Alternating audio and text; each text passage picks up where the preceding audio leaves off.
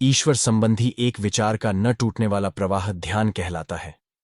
मेरा विश्वास है कि इस ध्यान से मनुष्य सर्वोच्च सत्य की उपलब्धि सहज ही कर सकता है, क्योंकि यदि कोई एक विचार लंबे समय तक लगातार चलता रहे तो अंत में मन उस विचार से अभिभूत हो जाता है। यदि हम किसी भाव विशेष से मन को लगातार रंगते रहें तो प्रारंभ में भले ही मन की चाहे जैसी अवस्था रहे, वह आध्यात्मिक हो या न हो, उसमें ईश्वर के प्रति अनुरक्ति हो अथवा वह वासनाओं से क्षुब्ध हो, पर कालांतर में उसमें इच्छानुकूल परिवर्तन आएगा ही। श्री रामकृष्ण इस तथ्य पर अधिक बल देते थे। इस विषय पर उन्होंने जो उपदेश दिए, उनमें से एक उपदेश को समझने में मुझे बहुत समय लगा, पर जब मैं उसे समझ गया, और आशा करता हूं कि मैं उसे समझ गया हूं, तो मैंने उसमें महती संभावना और आशा देखी। वे कहते थे कि मन मानो रंगरेज के यहाँ का कपड़ा है, कपड़े को जिस रंग में डुबाओ वह वही रंग ले लेता है। पहले तो मैं सोचता था कि श्री रामकृष्ण का तात्पर्य यह है कि मन को भगवत चिंतन में डुबोकर ईश्वर के रंग में रंगने के लिए उसे पहले पूरी तरह पवित्र बना लेना चाहिए। पर इसमें तो कोई विशेष उत्साह की बात नहीं है, क्योंकि प्रायः सभी आध्यात्मिक साधकों के समक्ष मन की शुद्धि ही सबसे बड़ी समस्या रही है। इस प्रकार की पवित्रता को पा लेना मानो 3/4 युद्ध को जीत लेना है, क्योंकि जब मन पूरी तरह शुद्ध हो जाता है तो आध्यात्मिक अनुभूति स्वतः ही उपस्थित होती है। पर जब मैं श्री रामकृष्ण की इस उपमा पर मनन करने लगा तो बात कुछ अलग ढंग से मेरी समझ में आने लगी। जब उन्होंने मन की उपमा रंगरेज के कपड़े से दी तो उनका तात्पर्य साधारण मन से था, जो मन सांसारिक और विरोधी विचारों एवं भावनाओं से ठसाठस भरा होता है तथा जो ईश्वर संबंधी विचारों से विमुख है। उन्होंने जिस मन की उपमा रंगरेज के कपड़े से दी वह शुद्ध किया हुआ मन नहीं था, प्रत्युत वह ऐसा मन था जो चाहे जिस दशा में हो। मेरी समझ में उनका तात्पर्य यह था कि साधारण मन भी यदि ईश्वर चिंतन में डुबा दिया जाए तो वह आध्यात्मिक रंग लेगा। यह एक अद्भुत उत्साहवर्धक और सहायक मनोवैज्ञानिक सत्य है, पर आध्यात्मिक साधक बहुधा इसे भूल जाते हैं। एक समय कोई व्यक्ति श्री रामकृष्ण के पास आया और कहने लगा, मैं अपने मन को वश में नहीं कर पा रहा हूं, उसका उपाय भी नहीं जानता। श्री रामकृष्ण ने इस पर कहा, तुम अभ्यास योग क्यों नहीं साधते? अभ्यास योग का तात्पर्य है मन को बारंबार ईश्वर के चिंतन में लगाना। भगवद गीता में इस साधन की विशेष चर्चा की गई है। प्रारंभ में मन यदि इधर उधर घूमता हो तो उससे क्या क्षति है, पर हां, हमें उस मन को खींचकर बारंबार ईश्वर में लगाना चाहिए। यदि हम इसे स्मरण रख सकें तो आधा युद्ध तो जीत ही लिया। पर दुर्भाग्य से बहुधा हम इसे भूल जाते हैं और दूसरी बातों में मन को लगा देते हैं तथा आध्यात्मिक जिज्ञासा को पूर्णतः बिसरा देते हैं। ऐसी दशा में मैं समझता हूं आत्मसंयम और ध्यान के उपायों से संबंधित कतिपय बातों की चर्चा करना लाभदायक होगा। ध्यान के लिए मन की कौन सी अवस्था उपयुक्त है? मैं समझता हूं आप उसे शांत मन के रूप में जानते हैं। यह कोई बलपूर्वक प्राप्त शांति नहीं है, बल्कि वह ऐसी शांति है जो अधिकांश प्रबलतम वासनाओं के क्षीण होने पर उपजती है। जो बातें मन को विक्षुब्ध करती हैं, वे चाहे भीतर से उठी हों अथवा बाहर से आई हों, हमारी गुप्त मूलभूत वासनाओं से संबंधित होती हैं। हम सदैव किसी लक्ष्य की प्राप्ति के लिए प्रयत्नशील रहते हैं। यद्यपि हम जी तोड़ परिश्रम करते हैं, तथापि बहुधा हम असफल हो जाते हैं और असफलता मन को प्रक्षुब्ध कर देती है। यदि सफलता मिलती भी है तो परिणाम बड़े विचित्र होते हैं। कभी कभी ऐसा होता है कि जब हम अपनी काम्य वस्तुओं का उपभोग कर रहे होते हैं तो वे हमारी पकड़ से दूर चली जाती हैं। इससे हमें निराशा होती है और ऐसा लगता है मानो हम छले गए हैं। इसके विपरीत जब हम इस प्रकार निराश नहीं होते तो उपभोग्य वस्तुओं के प्रति आसक्त हो जाते हैं। पर उपभोग तो लगातार तीव्र नहीं हो सकता, अतएव परिणाम स्वरूप ऊब आती है।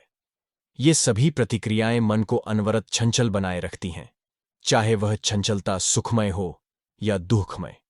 इस तरह हम देखते हैं कि जो विचार हमारे मन को भगवत भाव में बैठने नहीं देते, वे हमारी वासनाओं के विषयों से संबंधित होते हैं, और जब हम अपनी प्रबलतम वासनाओं को निर्मूल करने में समर्थ होते हैं, तभी मन अपेक्षाकृत शांत भाव धारण करता है। मन की इस अपेक्षाकृत शांत स्थिति को हम प्रत्याहार का प्रारंभ कहते हैं। इस स्थिति में यद्यपि मन कभी कभी चंचल होता है, तथापि दूसरे समय वह शांत रहता है। जब वह विषय भोगों के संपर्क में आता है, तब चंचल हो जाता है। अन्यथा वह बहुत कुछ शांत रहता है। यह बड़ी अनुकूल अवस्था है। जब देखो कि चंचल बना देने वाली वस्तुओं के प्रत्यक्ष संपर्क में नहीं हो, तो तुम्हारा मन स्वाभाविक रूप से शांत है। जब अनुभव करो कि तुम अकेला होना पसंद करते हो और तुम में एक गंभीर भाव आया है, तो समझ लेना कि ऐसी स्थिति बड़ी ही वांछनीय है। मन की ऐसी अवस्था में तुम्हें यथाशक्ति ध्यान के अभ्यास में लग जाना चाहिए, उसकी उपेक्षा नहीं करनी चाहिए। मन बड़ा परिवर्तनशील होता है। ऐसा न सोचना कि एक बार मन की वांछित स्थिति प्राप्त हो जाने पर वह उसी प्रकार बनी रहेगी। हो सकता है कोई बात भीतर से उठे अथवा बाहर से आए जो तुम्हें विचलित कर दे। ऐसी दशा में मन को फिर से शांत करने में कभी कभी 5 तो कभी 10 वर्ष भी लग जाते हैं। जैसे तूफान के बाद समुद्र को शांत होने में कई दिन लग जाते हैं। मेरे कहने का तात्पर्य यह नहीं कि हम कभी भी पूर्णतः सुरक्षित न हो सकेंगे। निस्संदेह मन की एक ऐसी स्थिति है जहां पहुंच जाने पर किसी प्रकार का भय नहीं रहता, पर वह एक बहुत ऊंची अवस्था है। जब व्यक्ति इस चरम एकाग्रता की स्थिति पर पहुंच जाता है, तो वह अपने पीछे के पुलों को तोड़ देता है। वह ऐसी स्थिति पर पहुंच चुका होता है जहां संसार की वस्तुएं उसे और आकर्षित नहीं कर पाती। जिस जगत को वह पीछे छोड़ चुका है, उसके प्रति उसका मन अब और लुब्ध नहीं होता, वह सुरक्षित हो जाता है।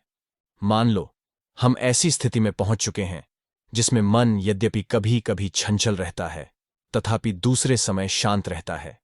ऐसी दशा में ध्यान में सफल होने के लिए हमें क्या करना चाहिए? 1. सर्वप्रथम हमें दृढ़ निश्चय कर लेना चाहिए कि हम अभ्यास में एकदम नियमित रहेंगे। जिस प्रकार अपनी अनिवार्य शारीरिक आवश्यकताओं के प्रति हम सर्वदा सचेत और तत्पर रहते हैं, चाहे कुछ भी हो, हम उनके लिए समय निकाल ही लेते हैं, उसी प्रकार हमें ध्यान के अभ्यास के प्रति भी निष्ठावान होना चाहिए। श्वास प्रश्वास के समान ही ध्यान को भी जीवन का अंग बन जाना चाहिए।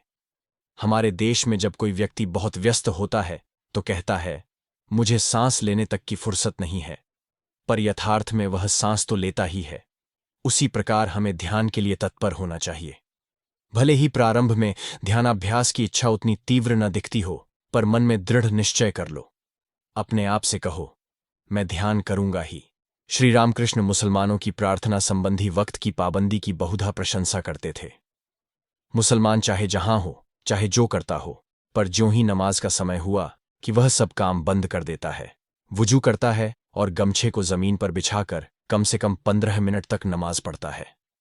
यदि आवश्यकता हुई तो सड़क के किनारे भी गमछा बिछाकर नमाज पढ़ने से वह नहीं हिचकता। उसके इस नियम में व्यतिक्रम नहीं होता। यदि कोई कहे कि मुझे ध्यान के लिए समय नहीं मिलता, तो उसकी बात में कोई युक्ति नहीं है। हां, कभी कभार ऐसी परिस्थितियां आ सकती हैं जब किसी को सचमुच ही समय नहीं मिले, पर यह कहना कि मैं इतना व्यस्त रहता हूं कि उसके लिए समय नहीं निकाल पाता, अथवा यह कि मैं शाम को इतना थक जाता हूं कि ध्यान में बैठना संभव नहीं हो पाता, केवल टाल मटोल है। जो ऐसे तर्क उपस्थित करता है, उसे समझना चाहिए कि संध्या के लिए कुछ शक्ति बचाकर रखने से उसे कोई नहीं रोक सकता, पर वह अपनी सारी शक्ति दिन के समय दुनिया भर अन्य बातों में खर्च कर देगा, और कभी कभी तो हानिकारक बातों में, और शाम होने पर ध्यान न कर सकने के लिए अपने तई झूठे तर्क उपस्थित करेगा। यदि उससे इस संबंध में पूछो तो कहेगा, मुझे अधिक नींद चाहिए, मैं थका हूं, सुबह उठकर ऑफिस जाने की भाग दौड़ रहती है, समय है कहां। हमारे यहां एक गीत प्रचलित है जिसमें बताया गया है कि अपना सारा जीवन मूर्खतापूर्वक बिताने के बाद अंत में मनुष्य को अपनी भूल समझ में आती है और वह कह उठता है, प्रभु, संसार की अन्य सब बातों के लिए मुझे समय मिला, पर तेरे ध्यान के लिए मैं समय न निकाल सका। मानव मन की इस विचित्रता को तो देखो। हमारे जीवन में बाकी सभी बातों के लिए समय और स्थान है, पर ध्यान करने के लिए हमें दिन में 15 मिनट का भी अवकाश नहीं है। यदि तुम मुझसे कहो कि मुझे समय नहीं मिल पाता अथवा मुझ में शक्ति नहीं रह जाती, तो क्या समझते हो कि मैं तुम्हारी बात पर विश्वास कर लूंगा? मैं तो कहूंगा कि तुम आत्मप्रवंचना कर रहे हो। जहां चाह है वहां राह है। यदि तुम संकल्प कर लो तो नित्य ध्यान के लिए समय निकाल सकते हो। यहां पर मैं एक सुझाव देना चाहता हूं, क्योंकि मैं जानता हूं कि निराशा आती है। कभी कभी ध्यान के समय मन अद्भुत रूप से कार्य करता है। वह सहज ही शांत और एकाग्र हो जाता है और तुम उत्साहित हो जाते हो। पर यदि दूसरे समय वह ठीक व्यवहार न करे, शांत होना नामंजूर कर दे और तरह तरह के विचारों से चंचल होता रहे, तो हो सकता है तुम कह बैठो, ध्यान करने से कोई लाभ नहीं, प्रयत्न तो करता हूं पर कोई फल नहीं होता। यहां पर मैं बताना चाहूंगा कि यदि तुम उदात्त मानसिक गुणों के साथ जन्मे नहीं हो और आध्यात्मिक विकास की प्रकर्ष अवस्था में पहुंचे हुए नहीं हो, तो अन्य सभी साधकों की तरह तुम्हें भी मन के उतार चढ़ाव देखने होंगे। पर इससे हताश न हो।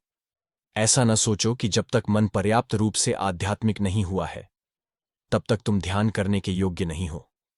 कुछ लोगों ने पूछा है, मन की निम्न अवस्था में मैं ईश्वर की ओर कैसे जा सकता हूं? यदि तुम्हें ठंड लग रही हो, तो क्या तुम कहोगे कि चूंकि मैं ठंडा हूं, अतः आग के पास जाने के पूर्व गर्म हो लूं? या यह कि चूंकि मुझे ठंड लग रही है, अतः पहला काम है कि आग के पास जाऊं और अपने को गर्म कर लूं? यदि तुम अपने भीतर आध्यात्मिकता का अभाव देखते हो, तो वही ईश्वर का ध्यान करने का सबसे उचित समय है। स्वयं को मन के द्वारा गुमराह न होने दो। मन तुम्हें कितने ही प्रकार से छल सकता है, कभी प्रत्यक्ष रूप से छलेगा, तो कभी धर्म के ही नाम पर गुमराह कर देगा। मैं पर्याप्त आध्यात्मिक नहीं हूं, ऐसा सोचकर तुम ध्यान करने से जो आनाकानी करते हो, वह मन का ही एक छल है। तुम्हारी मानसिक दशा कैसी भी क्यों न हो, भले ही तुम्हारा मन निम्न विचारों से भरा हो, पर ईश्वर के चिंतन का प्रयत्न करो। हां, यह संभव है कि तुम इच्छानुसार ईश्वर का चिंतन या उनका ध्यान न कर सको, पर उससे क्या हुआ, प्रयत्न करते रहो। बदमाश घोड़ा दुलत्तियाओं झाड़ता है, अड़ जाता है और सवार को फेंक देने की कोशिश करता है। पर यदि सवार दृढ़ता से जीन पर बैठा रहे, तो घोड़ा शांत हो जाता है और जान लेता है कि उसे स्वामी मिल गया है। मन भी इसी भांति बर्ताव करता है। पहले तो वह तुम्हें विचलित करने का प्रयत्न करेगा, पर जब देखेगा कि तुम विचलित होने वाले नहीं हो, तो वह तुम्हारा गुलाम हो जाएगा। यही मन का रहस्य है। अतः उसकी दशा के संबंध में मत सोचो, उस पर सवार होने का निश्चय कर लो, और यह निश्चय ही, जिसमें ध्यान उपलक्षित है, अपने आप में एक विजय है। 2. इसके बाद ध्यान के लिए तुम एक नियत समय बना लो। मेरे मत से मनुष्य को दिन में कम से कम 2 बार ध्यान करना चाहिए। यदि 2 बार न जमे, तो 1 बार उसे अवश्य ही करना चाहिए, चाहे प्रातःकाल या संध्या के समय। भारत में हम लोग ध्यान के लिए 4 मुहूर्त उपयुक्त समझते हैं। एक है ब्राह्म मुहूर्त, सूर्योदय से कम 1 घंटा पहले। उस समय तब भी अंधेरा रहता है। यह ध्यान करने का बड़ा अच्छा समय है। इस संबंध में अधिक चर्चा बाद में करेंगे। दूसरा मुहूर्त है दोपहर। शहरों में इस मुहूर्त से कौन सा लाभ उठाया जा सकता है, यह तो मैं नहीं कह सकता, पर गांवों में और विशेषकर उष्णकटिबंधीय देशों में निस्संदेह उसकी उपादेयता है। इस समय एक प्रकार का सन्नाटा छाया रहता है और प्रकृति मानो स्थिर हो जाती है। उस समय गर्मी के मारे पक्षी तक नीरव हो जाते हैं और अपने को वृक्षों की पत्तियों में छिपा लेते हैं। मनुष्य भी शांत रहते हैं। बहुधा वे उस समय विश्राम करते हैं और निश्चित रूपेण शांति का भाव सर्वत्र छाया रहता है। मुझे तो अपने देश में ऐसा ही लगता था। वहां अनेक लोग इस समय ध्यान और उपासना किया करते हैं। ध्यान का तीसरा मुहूर्त है सायंकाल। दुर्भाग्य से इस देश में उस समय ध्यान करना कठिन है, क्योंकि वह भोजन का समय होता है। तथापि वह ध्यान का उत्कृष्ट समय है। यदि हो सके तो भोजन के कुछ पहले ध्यान का अभ्यास कर सकते हो, पर भोजन के तत्काल बाद ध्यान करना ठीक नहीं है। क्यों कि उससे पाचन क्रिया पर बुरा असर पड़ सकता है और स्वास्थ्य नष्ट हो सकता है। चौथा मुहूर्त है मध्य रात्रि। इस देश में रात के 12 बजे भी उतनी शांति नहीं रहती, पर तो भी उस समय मनुष्य एक प्रकार की निस्तब्धता का अनुभव करता है। जहां पर्याप्त शांति रहती है, वहां मध्य रात्रि ध्यान के लिए विशेष उपयुक्त है। वस्तुतः कई लोगों का विश्वास है कि ध्यान के लिए मध्य रात्रि ही सर्वोत्कृष्ट समय है। ब्राह्म मुहूर्त के ध्यान में सायंकाल के ध्यान की अपेक्षा कुछ अधिक विशेषता है। रात्रि विश्राम के बाद मन शांत रहता है। मन पर पूर्व दिन के पड़े सारे संस्कार तिरोहित से रहते हैं, जैसे स्कूल के बाद किसी ने तख्ते को पोंछ दिया हो।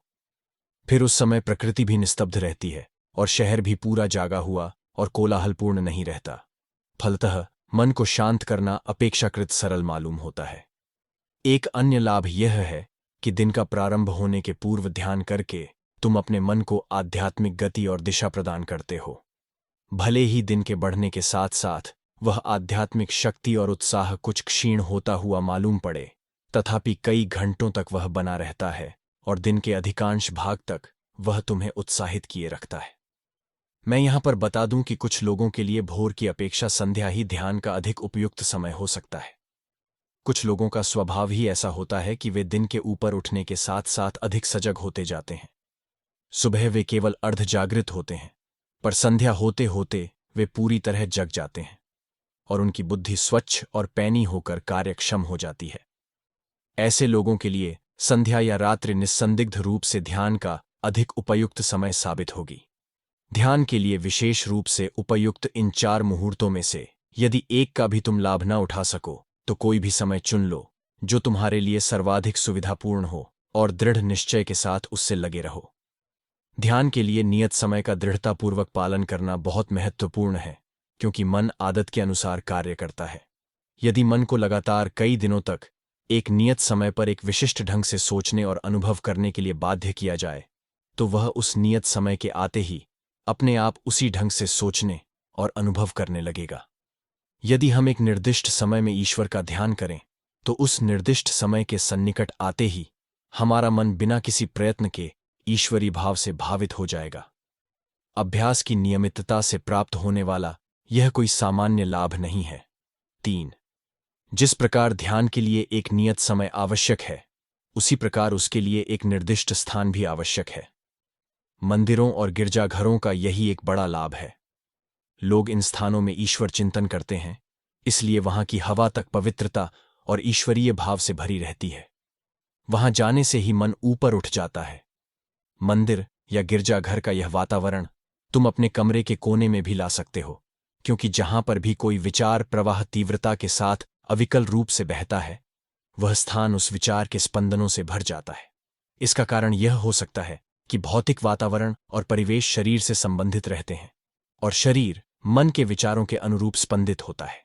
यदि हमारे विचार शुद्ध हैं, तो हमारा शरीर भी उस शुद्धता को प्राप्त होता है, जिसे हम आध्यात्मिक स्पंदन कह सकते हैं। स्वाभाविक ही शरीर के इस परिवर्तन के साथ बाहर का वातावरण भी बदल जाता है। इस प्रकार ध्यान का तुम्हारा निर्दिष्ट स्थान आध्यात्मिक ऊर्जा से भर जाएगा। वह आध्यात्मिक स्पंदनों से ऐसा ओतप्रोत हो जाएगा कि ज्यों ही तुम उस स्थान पर पहुंचोगे, त्यों ही तुम्हारा मन ध्यान के भाव से भावित हो उठेगा। वह मानो जादू के स्पर्श से शांत हो जाएगा और तुम एक निश्चित ईश्वर भाव का अनुभव करोगे। कितना बड़ा लाभ है यह! और यह चमत्कार सा दिखने वाला कार्य तुम एक सहज उपाय से सिद्ध कर सकते हो। वह है ईश्वर चिंतन के लिए एक अलग स्थान रख देना और नियमित समय पर वहां ध्यानाभ्यास करना। 4. जब हम अपने मन में छिपे वासना, आवेश, लोलुपता और कामना रूपी सूक्ष्म शत्रुओं का बल नापते हैं, तो जिन उपायों की मैंने ऊपर चर्चा की है, वे बचाव के लिए बहुत कमजोर से दिखते हैं। मैं इसे स्वीकार करता हूं। जब मैं शत्रुओं को छिपे हुए कहता हूं, तो इसका तात्पर्य है कि हम में से सर्वश्रेष्ठ जन भी उनके प्रभाव से पूरी तरह मुक्त नहीं हैं। ऐसा कहा जाता है कि मनुष्य जब तक भगवान के चरणों को प्रत्यक्षतः छू नहीं लेता, तब तक वह उनके चंगुल से पूरी तरह छूट नहीं सकता।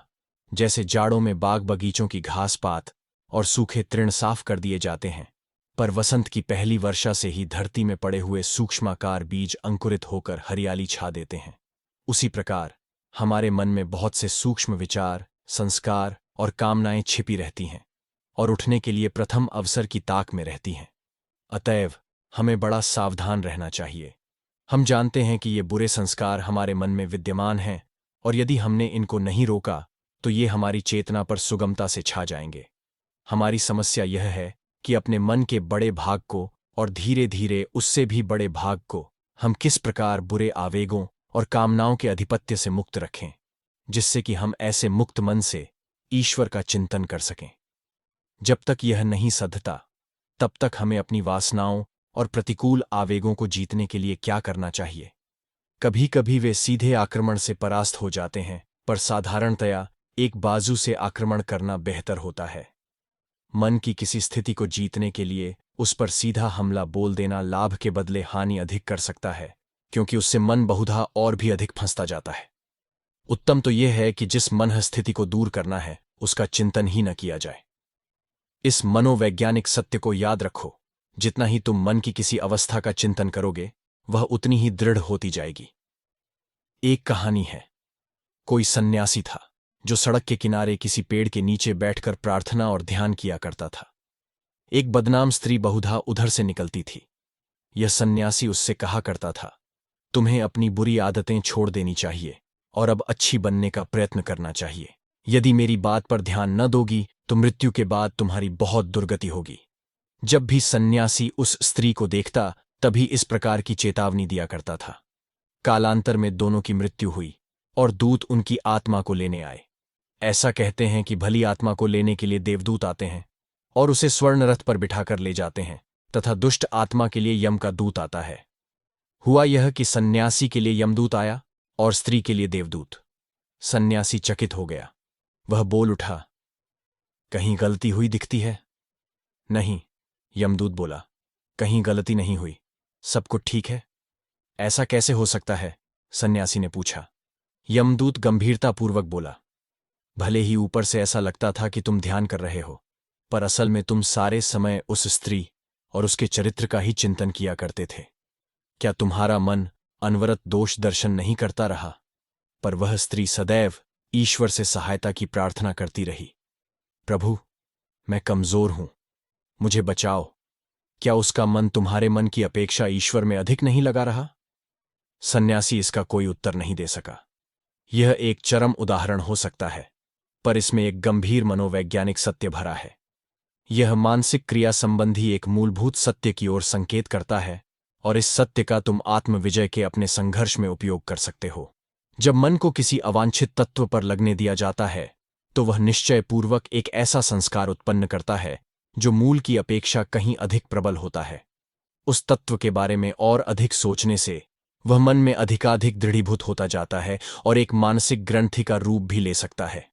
इससे मेरा मतलब यह नहीं है कि तुम्हें अपने मन को नहीं रोकना चाहिए या उसे बेलगाम छोड़ देना चाहिए या जैसा कि कहा है उसे स्वाभाविक रहने देना चाहिए। न ही मेरा मतलब यह है कि तुम अपनी कमजोरियों की उपेक्षा कर दो। मेरा असल तात्पर्य यह है कि मन से सीधा झगड़ा मोल न लेना ही अधिक निरापद है। बेहतर मोर्चेबंदी तो यह है कि हम मन को एक नई भूमिका में रहना सिखाएं। पहले हमें उसे अपनी दुर्बलता की भावना से अलग कर किसी निदर्दोष और आनंदप्रद विषय पर लगाएं और बाद में धीरे धीरे उसे उच्चतर भावना में अवस्थित करें। आत्मसंयम की यह प्रणाली मन को कुचलती नहीं, बल्कि अवांछित भावनाओं के बदले वांछित भावनाओं में लगाकर उसे बुरे संपर्कों से ऊपर उठाती है। यदि आज तुम अपने में कोई ऐसा महत्व दोष पाते हो जिसे दूर करना लगभग असंभव सा लगता है, तो तुम्ही ने उस पर बारंबार सोचकर और उसमें मन को लगाकर उसे इतना प्रबल बनाया होगा। उस पर न सोचो, उसे आश्रय न दो। देखोगे कि वह दोष निस्तेज हो जाएगा और पोषण के अभाव में धीरे धीरे मिट जाएगा। मैं यह नहीं कहता कि यह विधि सरल है, पर अभ्यास से तुम इस प्रकार अपनी आदत बना सकते हो और यह आध्यात्मिक प्रगति का अचूक उपाय है।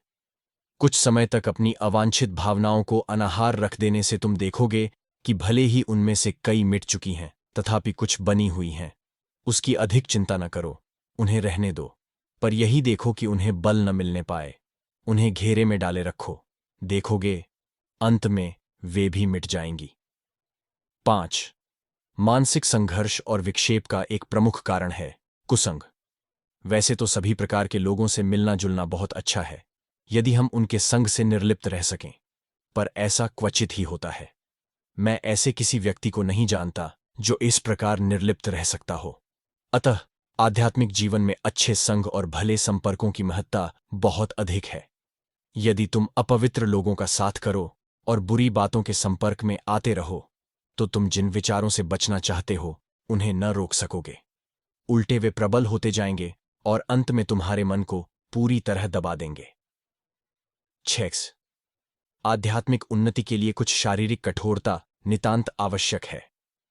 तुम में से जो ध्यान के उतने उत्सुक नहीं हैं, ऐसा कह सकते हैं, उसे हम अगले जन्म के लिए छोड़ देते हैं, या उस ओर हम कुछ साल बाद जाएंगे। कई लोग सोचते हैं कि यौवन जीवन के उपभोग के लिए है, जब हम बूढ़े हो चलेंगे तब धर्म का अभ्यास शुरू करेंगे।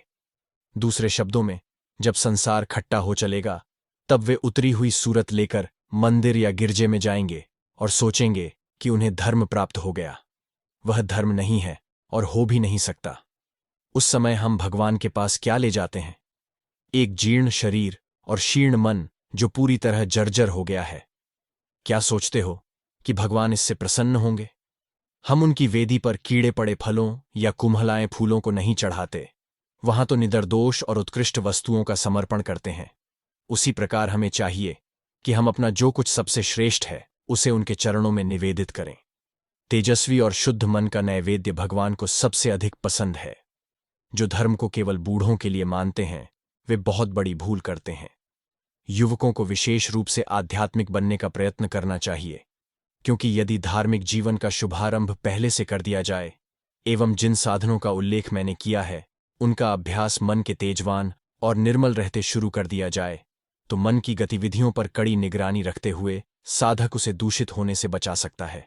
हमें किसी भी दशा में मन को सांसारिक भावनाओं के द्वारा प्रभावित नहीं होने देना चाहिए। यौवन इस दिशा में कार्य प्रारंभ करने का सबसे उत्तम समय है। श्री रामकृष्ण ने एक समय कॉलेज के एक युवा छात्र से कहा था, जब कुम्हार ईंट बनाता है तो उसे कच्चे रहते ही उस पर अपना ट्रेडमार्क अंकित कर देता है।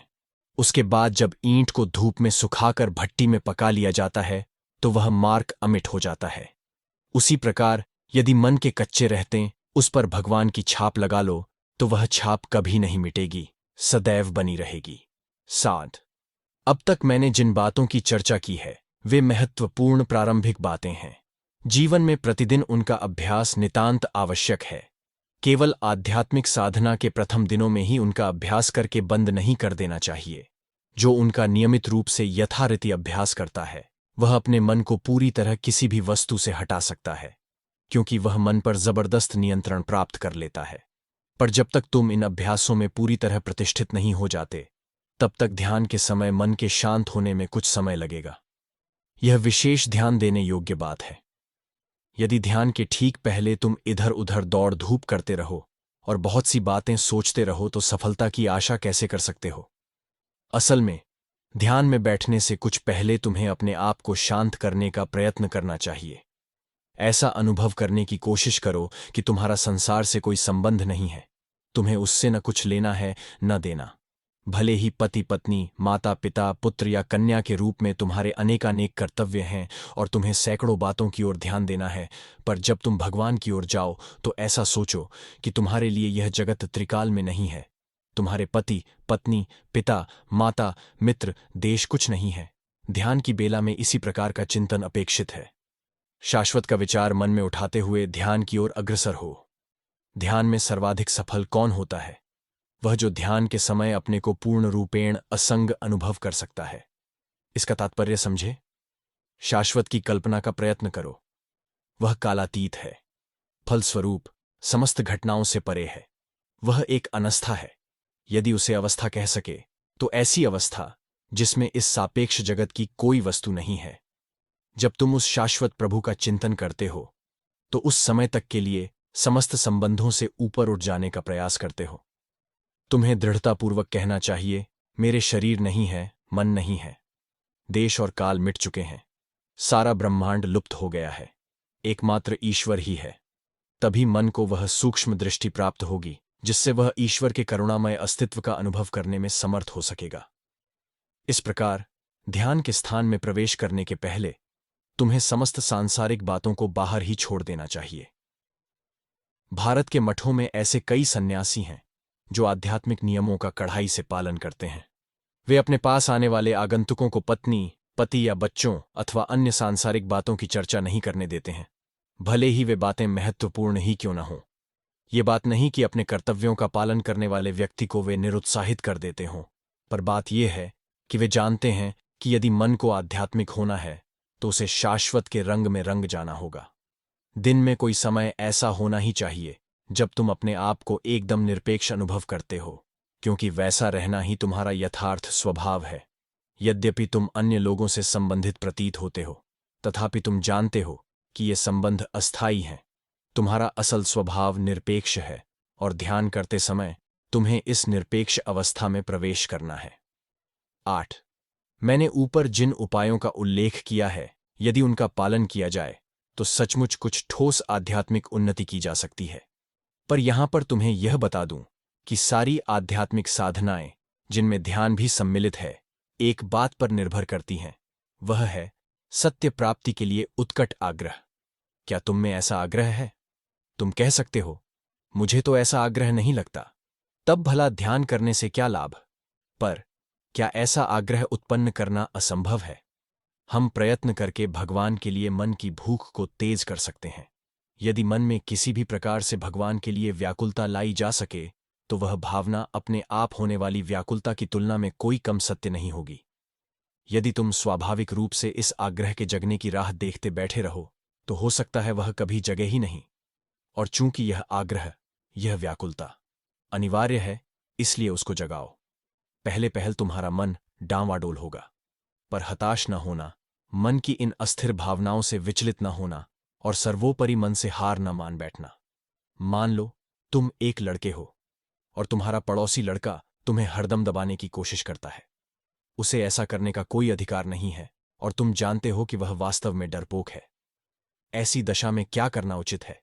क्या तुम सोचकर कि मैं तो कमजोर हूं और उससे लड़ाई मोल लेना भी व्यर्थ है, उसकी धुड़की से दब जाओगे? नहीं, बल्कि तुम प्रयत्न करके अपने पौरुष को जगाओगे। तुम अपने आप से कहोगे, मैं इसकी धुड़की से दबने वाला नहीं हूं। जब इसके बाद उससे सामना होगा, तो तुम्हारी यह भावना भले ही कुछ कमजोर पड़े, पर तुम उससे आंख मिलाने का साहस कर लोगे और अंत में उसे चुनौती भी दे सकोगे। तुम्हारा पौरुष जाग उठेगा और तुम कहोगे, यही मेरा स्वभाव है, मैं सचमुच बलवान हूं। हम प्रतिक्षण इसी प्रकार कार्य करते हैं। कोई भी कौशल हस्तगत करने में अथवा विद्यालय में ज्ञान लाभ करने में हमें इसी प्रकार बारंबार प्रयत्न करना पड़ता है। पहले तो जिसे हम पाने की कोशिश करते हैं, वह हमारे लिए स्वाभाविक नहीं होता, पर एक बार अधिकृत हो जाने पर ऐसा प्रतीत होता है कि वह हमारा अनिवार्य अंग है। आध्यात्मिक जीवन में यह बात और भी अधिक सत्य है। अतः उसी अनुपात में हमें प्रयत्न भी करना चाहिए। पहले पहल हर बात कठिन मालूम होती है और तुम कह उठते हो, मेरा स्वभाव आखिर क्या है? धार्मिक तो दिखता नहीं, लगता है मेरे कपाल में आध्यात्मिकता नहीं लिखी है।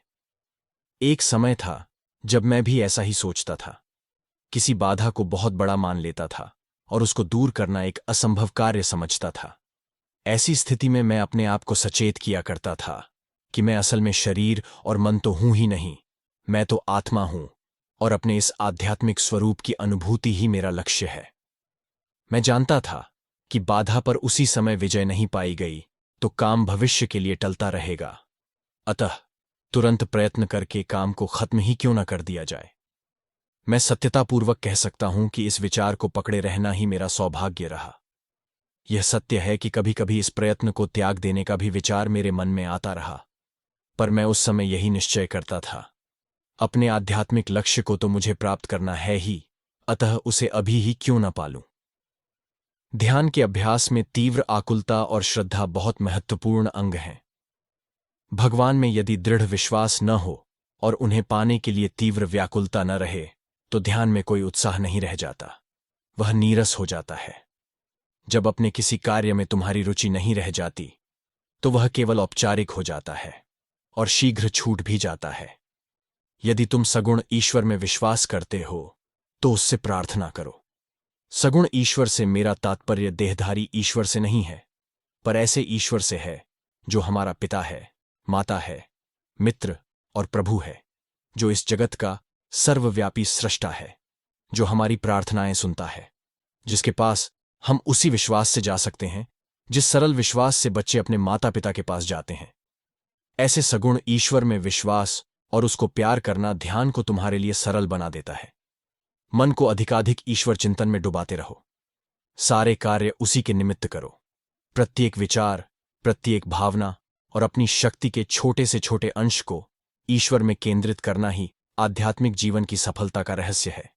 यह किस प्रकार करोगे? जब बोलो तो ईश्वर के संबंध में बोलो, जब चलो तो उसके मंदिर में जाओ, जब अपने हाथों से काम करो तो उसी की सेवा के निमित्त कुछ करो। शरीर और मन की हर क्रिया को जैसा बने ईश्वर की ओर मोड़ दो। यदि मंदिर के बदले तुम्हें ऑफिस जाना पड़े, तो अपने ऑफिस को ही भगवान का मंदिर बना लो। यदि तुम्हारा काम ईमानदारी का है, तो यह किया जा सकता है। यदि तुम्हारा काम सच्चाई का नहीं है तो उसे बदल दो। यदि इस प्रकार काम को बदल देने से तुम्हें भूखों भी मरना पड़े तो भी तैयार रहो। साहस, साहस, बस इसी की सदैव आवश्यकता है। यह न भूलना कि जिस भगवान ने इस दुनिया को उपजाया है वह अब भी इसके पीछे है और वह कभी हमें भूखों मरने न देगा। यदि हम सचमुच सत्य स्वरूप को पाना चाहते हैं और इसीलिए जो भी गलत और असत्य है उसको त्यागना चाहते हैं, तो निश्चित जानो कि उस सत्य की ओर जाने से हम कुछ खोएंगे नहीं। इसका मतलब यह नहीं कि सारी बातें हमारी इच्छानुसार होंगी, पर वे इस प्रकार होंगी कि हमें कष्ट कम और लाभ अधिक होगा। यदि तुम्हारा पेशा सच्चाई का है तो निश्चित जानो कि तुम उसे ईश्वर निमित्त समझ सकते हो। चाहे तुम मेज पर बैठे हुए हो अथवा घर के काम में लगे हुए हो, ईश्वर का ध्यान करो। दिन भर तुमने जो कुछ किया वह ऊपर से भले ही ऐसा दिखे कि तुमने अपने नियोक्ता के लिए किया, पर सब कुछ ईश्वर अर्पित कर दो। क्या तुमने 20 चिट्ठियां टाइप की हैं और अधिकारी के पास हस्ताक्षर के लिए ले गए हों? कोई हर्ज नहीं, उसे उन पर हस्ताक्षर कर लेने दो। बाद में अपनी आंखों को बंद कर लो और सब कुछ ईश्वर अर्पित कर दो। इस प्रकार तुम अपने विचारों को एक नया मोड़ दोगे। काम करने का यह एक अलग ही तरीका है। पहले पहल यह तुम्हें कुछ अजीब सा लग सकता है, पर इसे छोड़ो मत, इसमें लग जाओ।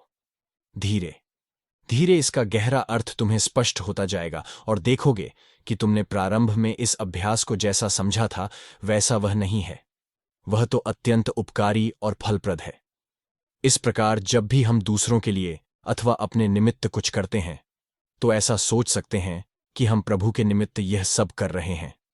तब जीवन की हर बात को आध्यात्मिक क्रिया में रूपांतरित किया जा सकता है। कुछ लोग ऐसे होते हैं जो परिश्रम पूर्वक और समझबूझकर सब कुछ प्रत्यक्ष रूप से ईश्वर के निमित्त करने में समर्थ होते हैं। कितने भाग्यवान हैं वे लोग। इसी प्रकार सौभाग्यशील बनने ही के लिए तो लोग लंबी चौड़ी पूजा उपासना करते हैं, बागों में फूल उपजाकर वेदी पर चढ़ाते हैं और धूप दीप जलाते हैं। हो सकता है तुम्हें ये सब बातें अच्छी न लगती हों, पर और किस प्रकार तुम दिन का समय बिताओगे। देखो ना, इस क्षुद्र अहम की सेवा में किस प्रकार समय और शक्ति का अपव्यय हो रहा है। अतः क्या यह उत्तम न होगा कि तुम जो कुछ करते हो उसे ईश्वर को समर्पित कर दो। इसी भावना से कर्मकांड और क्रिया अनुष्ठानों की उत्पत्ति हुई है। इसी से संसार भर में मंदिर और गिरजे बने हैं जहां लोग पूजा के निमित्त चढ़ावा लेकर जाते हैं। इसका मतलब यह नहीं कि मैं सबको इस प्रकार के कर्मकांड में लगने का आग्रह कर रहा हूं। प्रत्येक को अपनी आध्यात्मिक प्रवृत्ति के अनुरूप उपासना करनी चाहिए, पर किसी न किसी प्रकार तुम्हें यह तो आविष्कार करना ही पड़ेगा कि अपने विचारों, अपनी भावनाओं और क्रियाओं को ईश्वर की सेवा में कैसे लगाया जाए। जितना ही अधिक तुम ऐसा कर सकोगे, ईश्वर के उतने ही निकट आते जाओगे। उस समय जब तुम ध्यान में बैठोगे, देखोगे कि शेष सब कुछ विस्मृत हो जाएगा और हृदय केवल ईश्वर से ही परिपूर्ण होगा। 10. संभवतः तुम तर्क और युक्ति द्वारा आध्यात्मिक सत्यों को धारण करने के आदी हो, पर मैं कहूंगा कि जब तक तुमने इन सत्यों की स्वयं अनुभूति नहीं कर ली है, तब तक तुम्हारे लिए सबसे सौभाग्य का विषय यह होगा कि किसी ऐसे व्यक्ति के दर्शन हों जिसने इन सत्यों की उपलब्धि की है। आध्यात्मिक सत्य युक्ति, तर्क या किसी बाहरी प्रदर्शन से सिद्ध नहीं किए जा सकते। जिसने उन सत्यों का प्रत्यक्ष अनुभव कर लिया है, उसके शब्दों में ही वह शक्ति है जिससे वे सत्य प्रमाणित किए जा सकते हैं। भले ही दूसरे लोग मुझसे सहमत न हों, पर मेरे अनुसार यही एक ऐसा बाहरी प्रमाण है जिस पर विश्वास किया जा सकता है। यदि इस प्रकार आध्यात्मिक अनुभूति संपन्न कोई व्यक्ति मुझसे कहते हैं, मेरे बेटे, तुम वास्तव में यह शरीर और मन नहीं हो, आत्मा ही तुम्हारा यथार्थ स्वरूप है, अमर और शाश्वत सत्ता ही तुम्हारा सत्य है, अस्थिर और क्षण क्षण परिवर्तनशील बातें तुम्हारी अपनी नहीं हैं। गहराइयों में बैठने की कोशिश करो, अपने यथार्थ स्वरूप को पहचानने का प्रयत्न करो, तो उनकी यह वाणी मुझ पर बलपूर्वक अधिकार कर लेगी और मैं तदनुसार कार्य करने को विवश हो जाऊंगा। उनके कहने के साथ ही साथ उनकी वाणी में ऐसा कुछ होगा जो मेरे हृदय की गहराइयों में बैठता चला जाएगा। मैं उसका प्रतिरोध नहीं कर सकूंगा। प्रभु से मेरी यही प्रार्थना है कि तुम सबको ऐसे व्यक्ति प्राप्त हों जिनके मुख से इसी भांति अनुभूतिमयी वाणी निःसृत हो। तब तुम उनके शब्दों पर संदेह नहीं कर सकोगे, उनकी उपेक्षा नहीं कर सकोगे। तब अपने सत्य स्वरूप और उदात्त लक्ष्य के प्रति निष्ठा तुम में परिपक्व होने लगेगी। हो सकता है कभी कभी विफलता तुम में निराशा भर दे, पर अंत में निराशा को झटक कर तुम कह सकोगे, ठीक है, एक बार फिर प्रयत्न कर देखूं, और सफलता तुम्हारे हाथ लगेगी। अब मैंने तुम्हें बता दिया है कि ध्यान में बैठने से पूर्व हमें क्या करना चाहिए। जिन विभिन्न उपायों की मैंने चर्चा की है, उनकी सहायता से तुम अपने मन को सतत ईश्वर के निकट ले जा सकते हो। अंत में कुछ बातों पर जोर दे दूं, जो भी काम तुम्हें करना है करो, पर उसे ईश्वर की ओर मोड़ दो। इससे तुम्हारा मन विचलित नहीं होगा। निरपेक्ष बनो, अपने को शाश्वत के साथ एक रूप देखो। इससे ध्यान सुगम हो जाएगा। मन को भटकने न दो, अन्यथा सांसारिक भावनाएं उसमें घुसकर छा जाएंगी। ऐसा कदापि न होने दे। ध्यान में बैठने से पूर्व उन सब बातों पर विचार करो जिनकी चर्चा मैंने की है।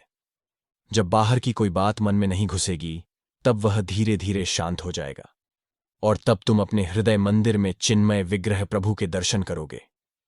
उस पर ध्यान करो, देखोगे वह अधिकाधिक सौंदर्य मंडित होता जाएगा, और सौंदर्य के उस अनंत सागर में डूबकर तुम सब कुछ भूल जाओगे। अंत में तुम ईश्वर में पूरी तरह निमग्न हो जाओगे।